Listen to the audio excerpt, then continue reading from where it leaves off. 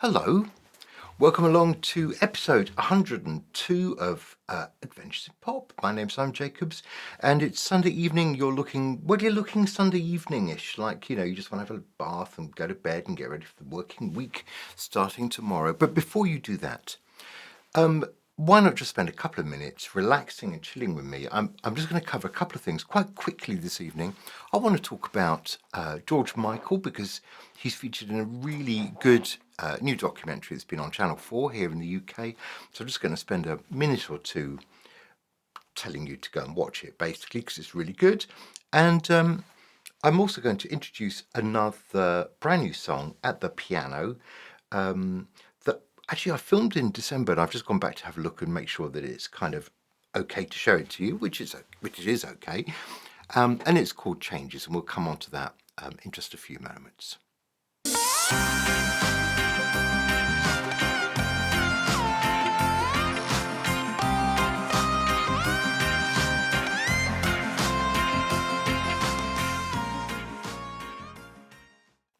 Should we start with George Michael?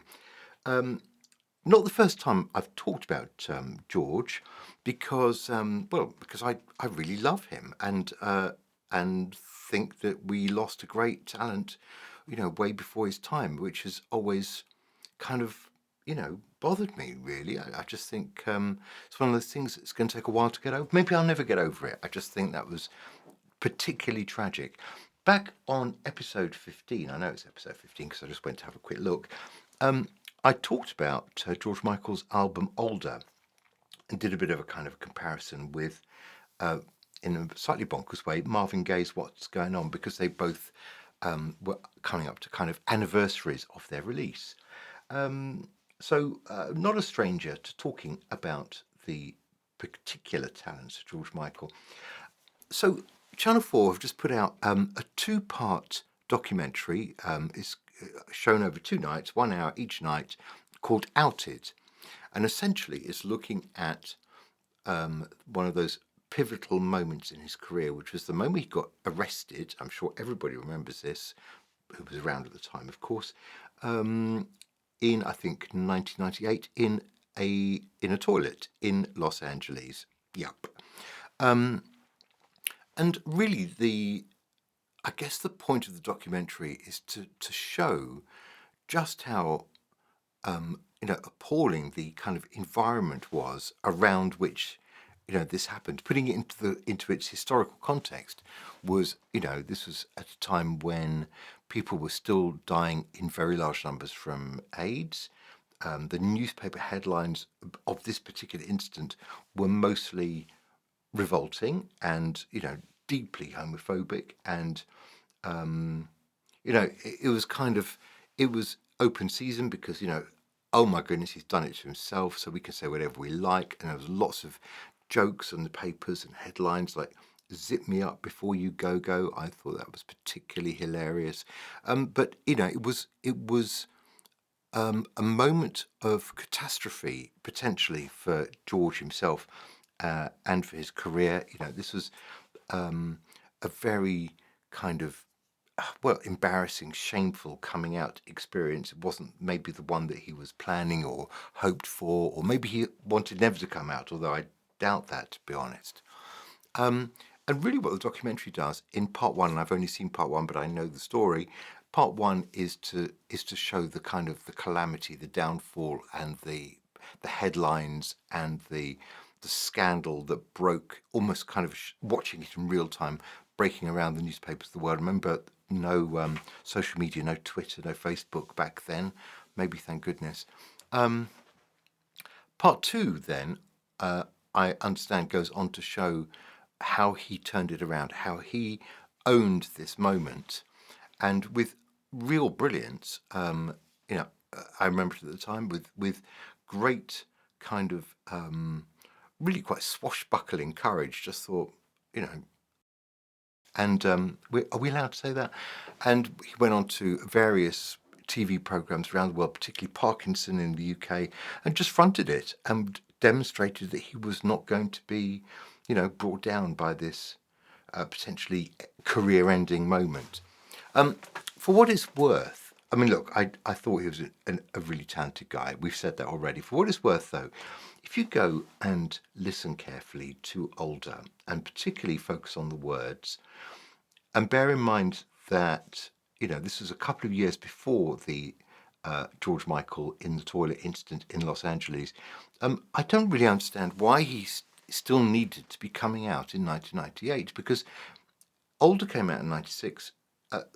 It's all there. Older is one of the gayest albums I think I've ever heard in my life.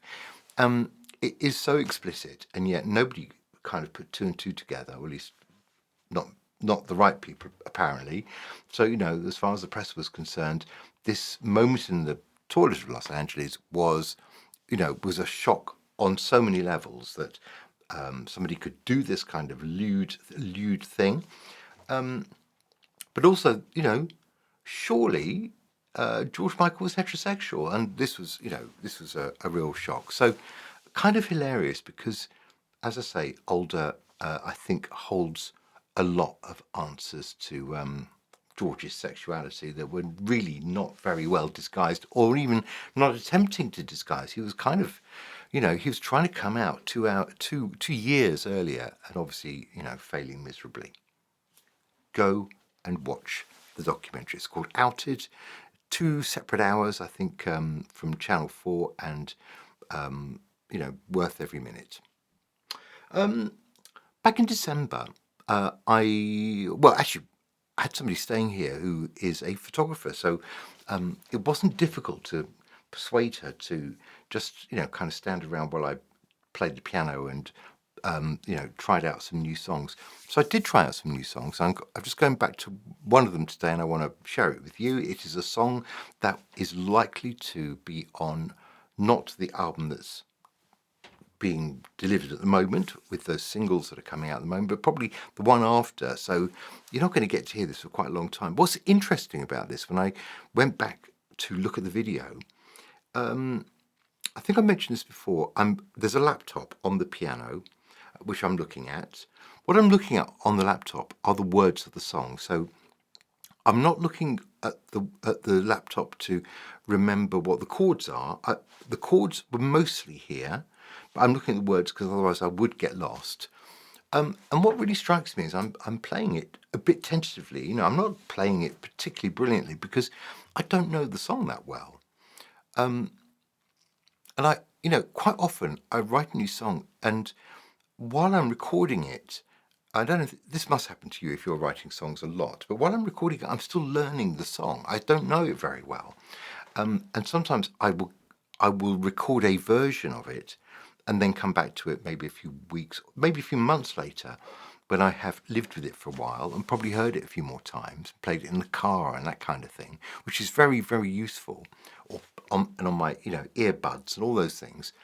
I'll come back to it, and I probably quite often will re-record all the vocals because by then I know the song better. So I'm looking at this video, which I'm going to share with you. I've written a new song called Changes. I'm quite pleased with it, and it will hopefully come out at some point. But I probably only wrote it a month earlier, maybe even less than a month, and it's clear as I watch it that I am still tentatively moving my hands around the keyboard, thinking, is it this chord? Is it this chord? Because, as I say, it's quite new still, and I don't know the song that well. So it's an interesting thing, and I think I mentioned it a few episodes back. Nowhere is there a record of what the chords are, what chords I'm using, what chord I start in. What's that tricky chord I use, but to move from this section to this section.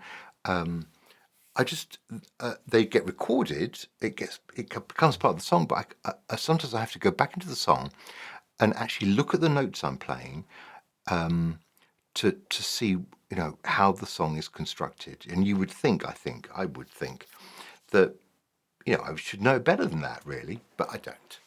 So this song is called Changes.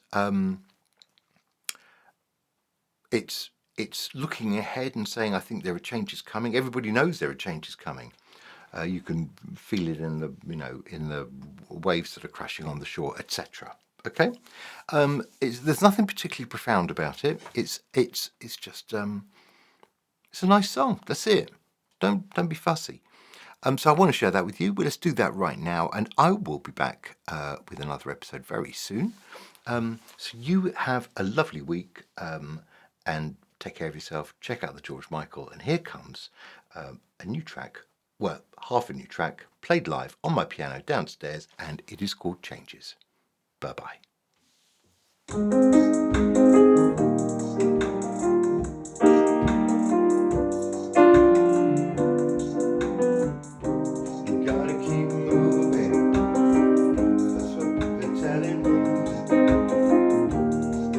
Gotta grow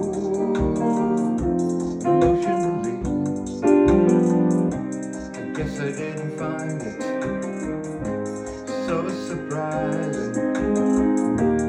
I can see beyond the far horizon. It seems that everybody knows that there are changes coming. You can see it in the waves that come crashing on the shore. It seems that everybody knows that there are changes coming. Changes I've been waiting for. I believe these are changes I've been waiting for. Don't ever try to prevent me.